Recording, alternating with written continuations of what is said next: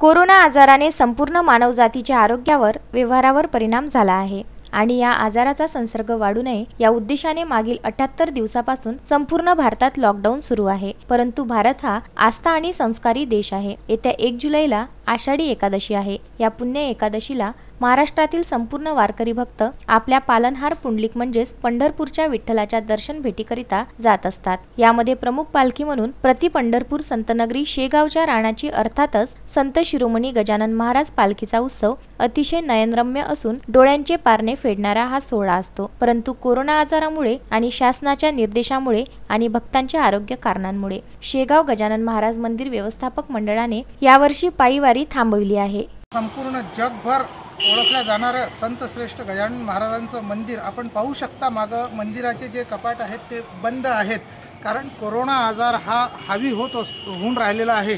त्यामुळे भाविकांची जी भक्तांची आणि भाविकांची जी यांच्यामध्ये आजार पसरू नये या दृष्टिकोनातून गजानन महाराज संस्थानचे विश्वस्त आणि ते जे बॉडी आहे त्यांनी एक निर्णय घेतलेला आहे की यावेळेस आषाढी एकादशीची जी महाराजांची पालखी जात असते ती रहित करण्यात आलेली आहे।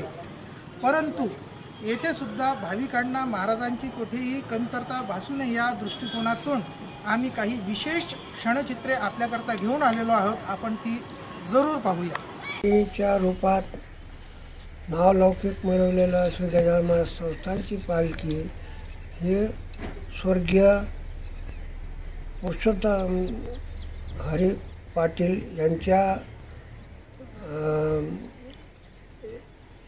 नियोजनाखाली 1967 पासून पंढरपूरला जात आहे आणि ही पालखी जवळपास 600-6.5 किलोमीटर जाण्याचा मार्ग आणि परतीचा मार्ग जवळपास 500-550 मार्ग असा एकूण 1100-1150 किलोमीटरचा प्रवास हा पायी आणि गजानन महाराजांचं नाव घोष विठ्ठलांचं नाव घोष घेत करत विदर्भ मराठवाडा असं पश्चिम महाराष्ट्र असं मार्गक्रमण करत पंढरपूरला जात होती आणि कार्तिकी एकादशीच्या 2 दिवस अगोदर तिथं जाऊन मुक्काम करत होती।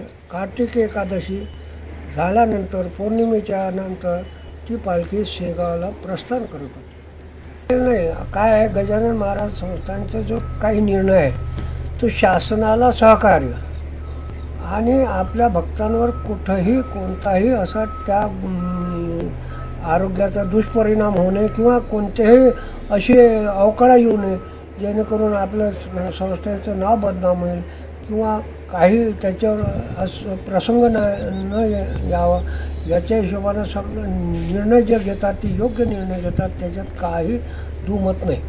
आता गजानन महाराज स्वतःच विठ्ठलांचे हे आहेत।